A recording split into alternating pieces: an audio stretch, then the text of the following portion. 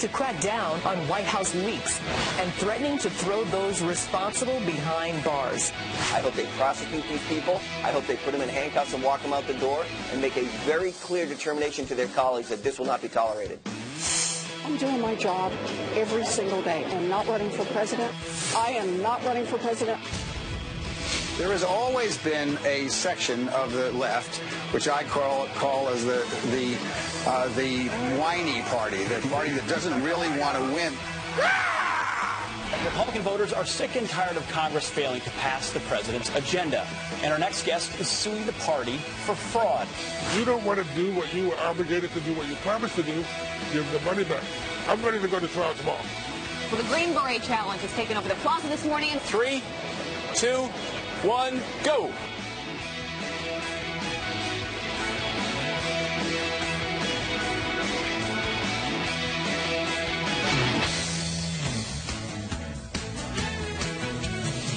Challenge this morning on the plaza. I just tried to go over that obstacle right there in a suit, and it wasn't very pretty. But you two are going to go at it this next hour. Pete Hegseth, Clayton Morris. Oh, yeah. No. I think you've already agreed. Try me. See how that happens. You can drag me into it. It's not going to happen. We'll have more on that coming up a little bit later in the show. Rick will be out there. He's going to go head-to-head, I think, with it's like a 10-year-old. It's a mini Rick. Like a Rick Doppelganger that he met out there on the plaza. Oh, did they agree to do it? I don't know. I'm not sort of out of the loop on it. Sometimes we decide things like that. Yeah.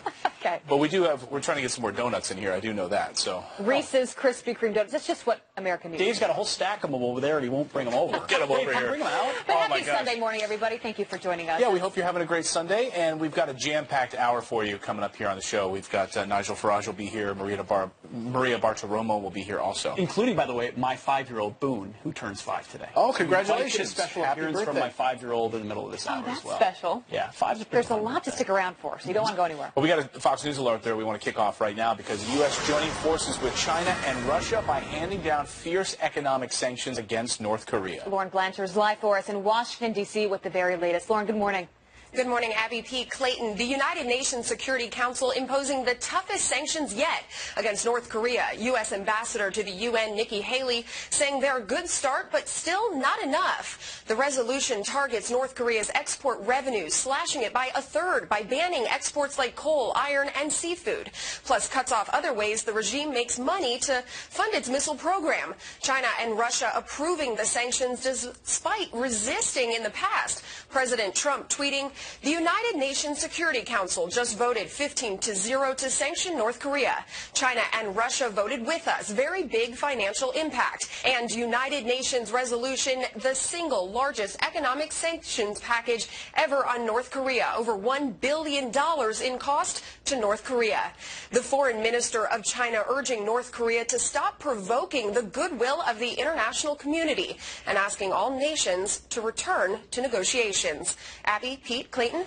All right, Lauren, live for us this morning. Thank you. Well, another big development this week was, of course, the announced crackdown of leaks inside the White House. Attorney General Jeff Sessions on Friday gave a speech about what they were going to do both at DOJ and across government and in the West Wing. The president also tweeted this, saying, after many years of leaks going on in Washington, it's great to see the AG taking action for national security. The tougher, the better. So the president praising his attorney general, who he had some different words for a little bit ago, but it looks like they're really going to get serious about tightening the leaks. Yeah, it looks like maybe they're on the same page now because it looked like, would he be the next person to leave the administration? And then this week you had General Kelly come out, throw his support behind Attorney General Jeff Sessions. Now he's taking these tactics because they've gotten to tighten up this ship. Corey Lewandowski was on our show earlier. He says they need to lock up these leakers if they find them. What we saw this week was Attorney General Jeff Sessions has come out and said he will continue to crack down on the leaks. Look, these leaks are issues of national security. These are classified conversations that take place between world leaders that are being subjected to public scrutiny and public information. This is very serious information. I am certain that General Kelly and Attorney General Jeff Sessions will continue to find who these leaks are. I hope they prosecute these people. I hope they put them in handcuffs and walk them out the door and make a very clear determination to their colleagues that this will not be tolerated. Look, it really does feel like a new chapter has begun in the White House. I mean, as we mentioned, you have Attorney General Jeff Sessions, who's toughening up and cracking down, trying to figure out these leakers. But you also have a new chief of staff in General John Kelly. And he has gone in there, and he has really already made a name for himself. This is just coming into Fox News. I want to tell you all about it. He has brought along 2 lieutenants now to Bedminster. Rick Waddell, who's a Deputy National Security Advisor, and White House Staff Secretary Rob Porter, who was Senator Hatch's former chief of staff. And their job is to make sure that anything that gets in the hands of the president or, you know, on his desk is vetted before he sees it. Because in the email, they say they compare it to the Brevis era. As you mentioned, Clayton, earlier, it was easy for people to not only drop in unannounced into the Oval Office, but also sometimes get bad or dubious information in front of the president. So they would put, sometimes conspiracy theories that didn't actually have any facts behind them, just drop these stories on his desk, and then the president might jump on Twitter and tweet about it. And so we've heard now in these stories, General Kelly wants that to stop. If that information hits the president's desk, it better be spot on, and it goes through the proper channels. Yeah, well, a lot of the ire of some of those tweets you saw from the president were about not just what was happening inside the Oval Office, but what was happening across the mall in Congress with Senate Republicans unable and unwilling to pass a repeal and replace of Obamacare, which they said they were going to do. We're just getting reports now about Senate Majority Leader Mitch McConnell. He says he'd consider a bipartisan effort to continue payments to insurers to avert a costly rattling of health insurance markets. So he's now saying, rather than doing our job of repealing and replacing Obamacare, rather than going back at it and trying to make that happen, I'm going to bail out the insurance industries and continue the bailout of members of Congress who get a sweetheart deal for their own insurance as opposed to what the American people have suffered under Obamacare. This is classic Washington. I'm sorry, Senator McConnell. Classic Washington. Can't do what we said we were going to do, so we're going to go on the side and fund it without really doing anything. Well, now you have Congress on vacation. Senator Lindsey Graham is up in arms, too, and he recently spoke out about this, angry, saying that we are dumber than dirt. I think we're dumber than dirt if we don't try again, because if you think you can go home as a Republican and say, well, we gave it our best shot, you have not. The block grant approach hasn't even been tried.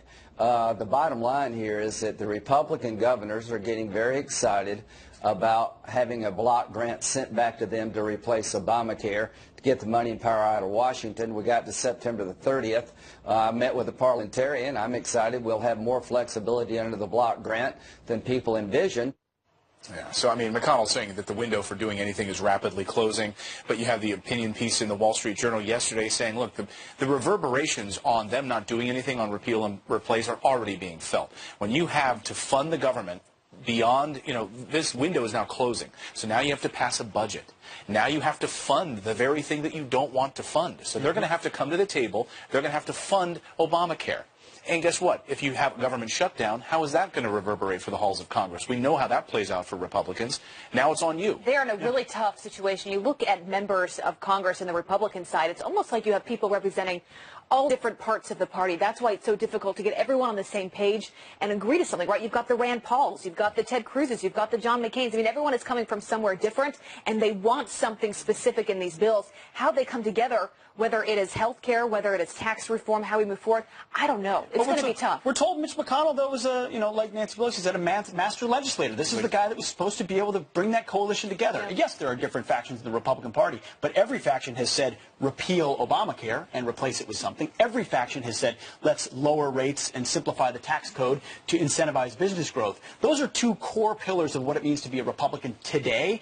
And if the Republicans can't do that, then I'm with the guy from Virginia yet again. Sign me up for the class action lawsuit. I want my money back because I was sold a bill of goods that you were going to do this. And it's not on President Trump's desk. This guy's been fighting for it. This is whether or not guys like Mitch McConnell and Paul Ryan can lead a caucus, actually be a leader. Yet they haven't. So it's going to go back to the swamp. And the swamp just funds it. Swamp kicks the can down the road. Took the Democrats a year and a half.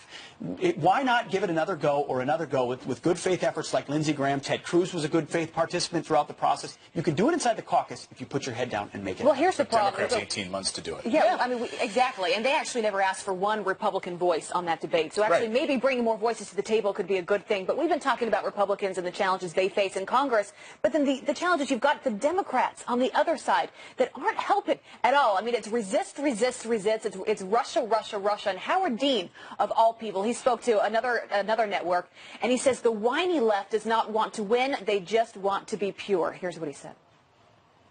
There has always been a section of the left, which I call as the whiny party, the party that doesn't really want to win. They just want to be pure. And if they go down swinging purely, then that's fine.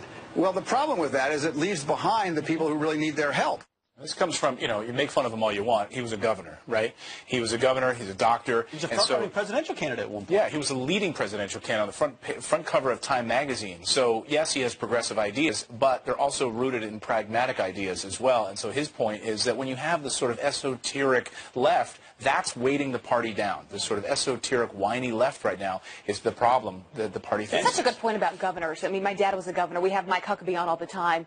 Whether or not they're Republican or Democrat, when you are governor of a state, you have to pass a budget. You have to figure out health care for the constituents in your state. I mean, the job that you have is very different than being on Capitol Hill and in Congress when it seems like they can get away with everything. Yeah, but it also seems like the problem is a little bit different on the right. Yeah, remember when everyone criticized the Freedom Caucus and Rand Paul because they're always against things, they want the pure outcome, they're always obstructionist. They actually came to the table and voted for the measure. The problem on the Republican side right now are moderates. Susan Collins, Lisa Murkowski, they look more like Democrats than they do Republicans. So a little bit of a different problem on the left, but that's a swipe at Bernie Sanders and his people, and they're basically trying to go at folks like Kamala Harris and Cory Booker, who they see as maybe more moderate, but they're not moderate either. They're voting in lockstep with Chuck Schumer. So I don't know. They've got their own circular filing squad going on right now. Really interesting times. Yeah. All right. Well, more on that later, but I want to bring you some other headlines we're following, starting with the Fox News alert.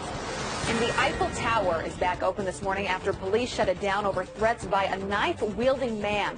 Police say he forced his way past security, shouting Allah Akbar before being ordered to drop his weapon. The man is said to be around 90 years old with a history of mental problems. He surrendered without hurting anybody. And to another Fox News alert now, the search for 3 U.S. Marines lost at sea off the coast of Australia has been called off. Officials still hoping to find the bodies of those heroes after the Osprey aircraft they were on crashed yesterday. 23 other Marines were rescued, with one taken to the hospital. We don't know exactly what caused that plane to go down, but we'll bring you any latest news once we get it. And to another Fox News alert, a sexual assault suspect on the loose right now after attacking a cop, taking his gun and chaining him to a van in Ohio. The FBI joining the nationwide manhunt for Brandon Powell, who police say put an officer in a headlock while he was driving, causing a van to go into a ditch. The officer is doing okay, luckily, but Powell did get away with his gun. And despite all her obvious efforts to oppose the president, Elizabeth Warren still insists she is not running for president in 2020. We need to focus on the fights in front of us. I'm doing my job every single day. I am not running for president. I'm doing my work. All right, you heard it there. The Massachusetts senator has been dodging questions for months, including at the town hall meeting amid rumors she's been gearing up to challenge President Trump. As we know in politics, things change every day. The president has nicknamed her Pocahontas, says it's offensive to Pocahontas. I think he would love to run against her, don't you think? Oh, of course. That would be an explosive. I don't know if he would, though, because she was the one person that got under his skin. Hillary didn't even get under his skin during this last election. She was the one person that got under his skin more than anyone. So it would be a fascinating one to watch. All right, coming up here on the show, one college paying their students to become social justice warriors. Then populist movements put President Trump in office and pulled Britain out of the European Union. But Nigel Farage says there's a secret threat from the left, as well as the right, to reverse both outcomes. He joins us live next. That's interesting. And our own Todd Pyro is getting revved up for one of NASCAR's biggest races of the season. Todd, what's going on? As we know, the left has thrown up roadblocks at every turn trying to stop the populist movement that put President Trump into office. And now Brexit leader Nigel Farage says the same thing is happening to the effort in his country to Brexit out of the EU. Joining us now, Fox News contributor Nigel Farage. Good morning, Nigel. We cover very often what's happening to the president here, not just amongst Democrats, but also from establishment Republicans. You say right now across the pond the same thing is happening with Brexit. Yeah, very much so. I mean, if you think back, the political revolution of 2016 with Brexit and with Trump was people voting for change, real fundamental change. And here we are, you know, in the middle of the following year, and that change isn't happening. We've seen frustrations from the judiciary, and we would expect the liberal media, we would expect opposition parties to try and frustrate Brexit.